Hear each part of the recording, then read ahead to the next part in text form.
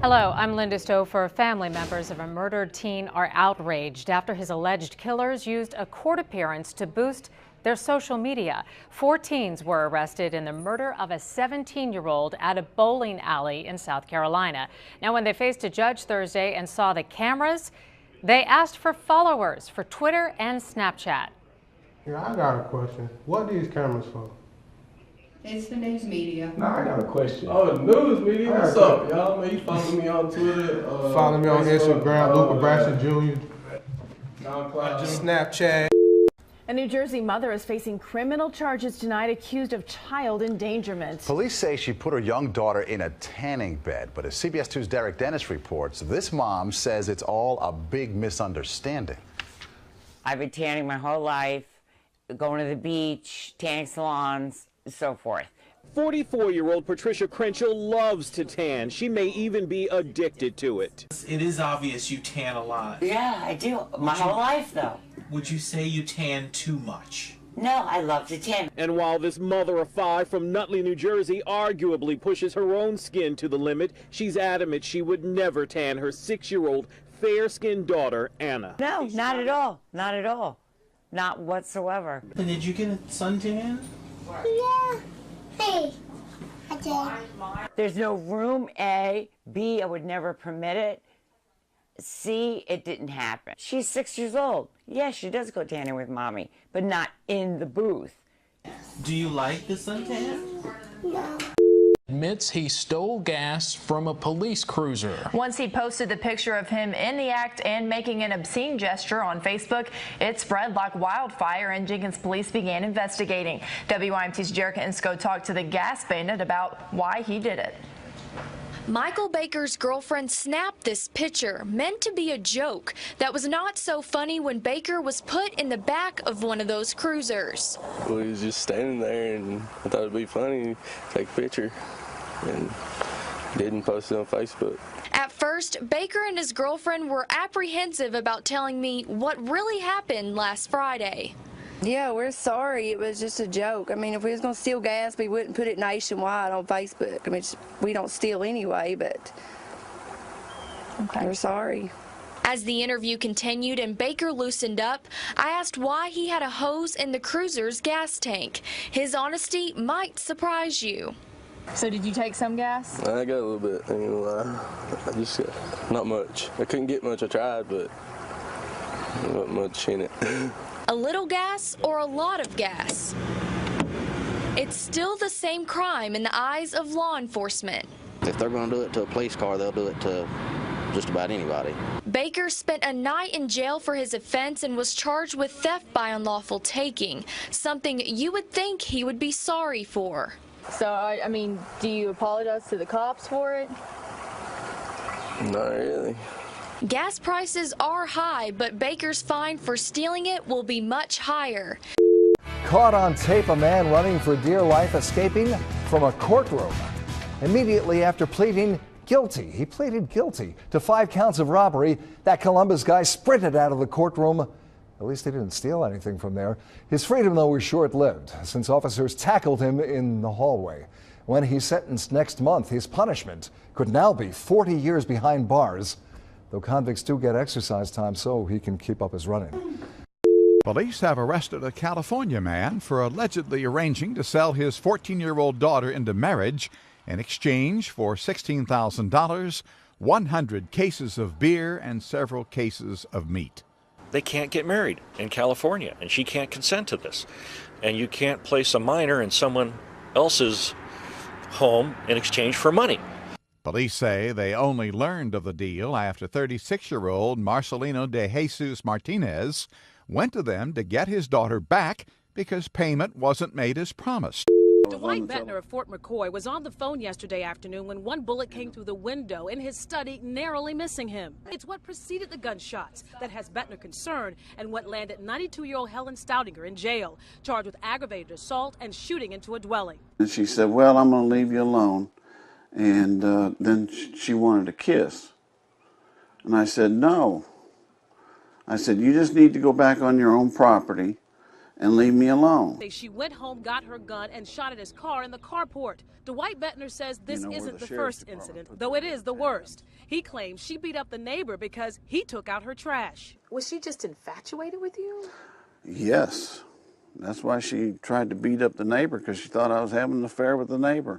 A Salt Lake County woman is behind bars accused of offering a man her 13-year-old relative's virginity for $10,000. She, again, was offering sex with a family member of hers, an underage family member, to a gentleman for upwards of about $10,000. And at this point, she is facing 2 counts of aggravated sex abuse of a child. Those are first-degree felonies. Also, 2 counts of exploitation of a minor. Those are second-degree felonies. And those second-degree felonies come from apparently the minor had her picture taken by this gentleman, and those photos were also subsequently sent to some other adult. And we also have a shocking story to start with tonight out of Maricopa County, where sheriff's deputies arrest a man who they say planned to have sex with a horse. It's an inside look at the disturbing undercover operation. The undercover Maricopa County Sheriff deputy shows 68-year-old Michael Crawford stable animals inside a trailer. Dirk's on the left. He's the one that I was telling you about that's got the big... Crawford's goal, allegedly, to have sex with the animals. So what do you think? Yeah. Investigators say Crawford flew into Phoenix from Pennsylvania, thinking he was meeting with the owner of small horses. But shortly after this recording, deputies arrested Crawford. He allegedly told deputies he would bring shirts in his suitcase and wanted the horses to urinate on the clothes. Deputies also say the suspect told them he's been performing sex acts on animals since the 1970s. I'm not gay no more. I am delivered. This man claims he was converted during the annual Kojic convocation, but tonight some wonder if it was all for show. Kojic says 21-year-old Andrew Caldwell's supposed gay conversion I'm not gay no more. during the Memphis-based denomination's annual convocation in St. Louis does not represent the entire event. I don't like men no more. I said I like women.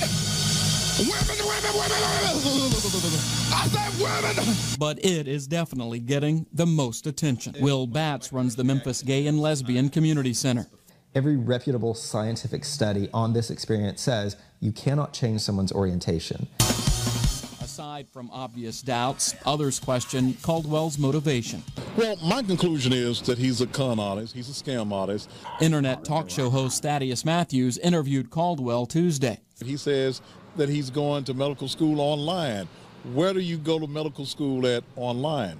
I also found this mugshot from May following Caldwell's arrest for fraudulent insurance. I briefly spoke with Caldwell myself on the phone before he quickly put his manager on. Both firmly denied this was a setup. I am delivered. Caldwell also claims he hasn't made a dime from his deliverance. God said he's going to bless you because of your commitment. Although Bishop Brandon Porter of Memphis handed him a $100 bill following it. A holiday family gathering turned tragic for a West Bank family. A man is behind bars tonight after he allegedly stabbed his father to death and wounded his mother. Paul Murphy has more on the bizarre reason that led to the rampage.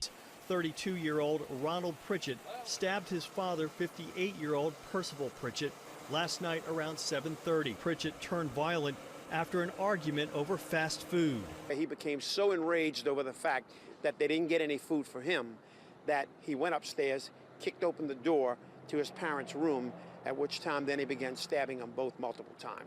More than a bad haircut, this little pooch got part of her ear snipped off. But instead of apologizing, her owner says the groomer at this Oahu pet store simply glued it back on. Her grandmother, Gladys Kapuai, says she took Dodo to Petco in Kaneohe for grooming last July, and a couple of days later realized one of her ears had been cut. Was dried, bloody, was dry blood, everything. I noticed that at home, you know. So when I took her to the vet, the doctor told me it looked like they tried to glue it back. This lawsuit alleges that Petco attempted to reattach, glue, or sew the ear back on and failed to disclose what happened when Kapuai picked the dog up. A Spokane man now charged with animal cruelty for having sexual relations with 3 dogs and a horse. 45-year-old Travis Joy arrested yesterday. Investigators say he videotaped himself with those animals. The videos and his own admissions now have prosecutors charging him with 7 counts of first-degree animal cruelty. These videos were a depiction of sexual contact with 3 separate dogs on 3 separate occasions, and also a horse. Deputies say Joy owns 2 dogs, but only one was seen in the videos. The 2 other dogs and horse belong to his acquaintances. Back to our top story tonight, a bizarre case of family abuse. Deputies say a 5-year-old boy attacked his disabled grandmother with her walker and then urinated on her back as she tried to get away. According to the criminal complaint, the boy's mother sat on the couch watching television and did nothing to stop this assault. Well, tonight she is in jail, charged with elder abuse and child neglect. Taking a look at our top stories making headlines today, here's another thing for parents to be on the watch out for. Doctors are issuing a warning about a disturbing new trend involving your teens and hand sanitizer. Some kids are apparently using this household product to get drunk. They're ending up in the emergency room. They're actually drinking this stuff to get high, and even worse, they're ending up in hospital emergency rooms. 62% of alcohol. I think this is worse than beers for your kids. So watch your kids right now because they're drinking a lot of hand sanitizer. She's even warning us, kids are posting on YouTube as if it's all a big joke, but experts say it is not funny, it's dangerous, and potentially deadly. So far this year, 6 San Fernando Valley teenagers had to be rushed to the hospital to be treated for alcohol poisoning after they drank hand sanitizer. They've apparently figured out a way to turn the gel basically into shots of grain alcohol. They're looking at recipes online for how to remove the alcohol, and so they're probably getting pretty close to what is called grain alcohol strengths of alcohol. You're talking 100% alcohol is what they're going to be left with. Now, some of the first signs of trouble that might lead to a trip to the ER, obvious signs of intoxication, slurred speech, also an intense burning sensation in the stomach. It is such a big concern that, in fact, in the next hour, there will be a news conference at Children's Hospital. They're going to talk about this, and they really want to warn parents to be careful when you have this in your house. If you're a teacher, you have it in the classroom, you want to watch it just like it as if it were a dangerous substance to make sure it's not falling into the wrong hands. Another tip, Michaela, that they're talking about is that instead of using the gel, use the foam because that's harder to extract the alcohol out of that. But certainly, as you said, it's something that every generation does, and every generation that comes next says, how could this happen? Why are they doing this? But it's always something else. It was mouthwash, it was cough syrup, vanilla extract, but certainly it's important to warn people about it. It's a 911 call just released from law enforcement and obtained by EastIdahoNews.com that will have you shaking your head. There's 2 guys traveling from Las Vegas up to Montana with over 20 pounds of marijuana in their car. And according to court documents, the 2 men were using some of that marijuana. Well, once they reached the Idaho border, they said they felt like they were being followed by cops. And they got up to Rexburg, they pulled off the freeway, they called 911, and, well, you just have to listen to the call. Madison County 911. Hi, we're the 2 dumbasses that got caught trying to bring some stuff through your border, and all your cops are just driving around us like a bunch of jack wagons. I just really would like you guys to end it. If you could help me out with that, we just like to get on with it. You got caught doing what? God. Okay. We kind of got pooched here, trying to bring some stuff across your Idaho border. Okay. And yeah, a bunch of your cops driving around a bunch of civilian cars, just not wanting to pick us up. I don't know what's the deal. I was just wondering if you could help us out and just end it.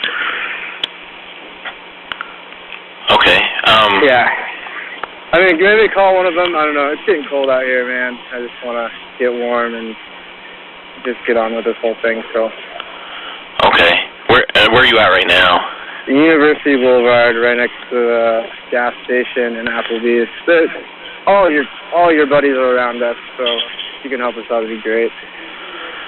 Okay. All right. And is it just you, or is there anybody else with you? It's me and my buddy that I brought with me, and then we have a dog that we're gonna bring back to its owner. But Oh, okay. yeah, she's a really nice dog. She's not mean. She's a pit bull, so. Oh, okay, cool. Okay. She's really cold in the car. She can use some food too. So. Okay. Yeah. And what was your name, man? It's Leland. Leland. Okay. All right. Hold on, just 1 second. Okay, stay on the phone with me. All right. Thank you. Hey, nice guy. You want me to jump in the air and click my heel splice, or what? Do you guys have any like guns or weapons or anything on you at all? We don't have any of that sort with us. Just a bunch Okay, cool. of snacks and stuff. So. All right. No, I just want to make sure that they're just curious. So. Yeah. We tried walking away from the car a couple of times, and that didn't work. We tried waving them down, it didn't work. So I don't know what's going on here. Okay. Yeah. All right. Okay, I do have one of my marked units. He's on his way over there, so he said he's on his way to meet you. So. All right. Thank you. Now to our top story, Tiana McLeese was talking to that guy who ended up in that storm drain. It looked like a joke, but really there's a lot more to this story. Yeah, Tiana, we know that you were able to talk to this guy. What did he have to tell you about how he ended up there? Well, he says, yes, he did go into the manhole looking for his cell phone, but he says he didn't drop it. He says gang members attacked him as he was walking home on this street, and they threw his cell phone into the manhole. Even police had to snap this picture before pulling the 21-year-old man out of this gutter on Holly Aloha Way. I just heard like this faint screaming. Brianna Mooney found the man about 2 a.m. Thursday morning. He apparently had been stuck in the manhole in front of her house for 40 minutes. She could see him from her bedroom window. Now, just about everybody is wondering, how did this guy get into this storm drain? You can see that it's very heavy, just trying to pull it off. And then look at the diameter. It's not that big. I can get my hands down in there, but I don't know. Oh, my head and my shoulders. Yeah, that's how he got in. Were you laughing? I was laughing. It was so funny. His feet were just going back and forth, and it was weird to see because you don't see that like ever. Joyce Evans for the Channel 6 10 o'clock news. Fuck it, we're getting out of this joint.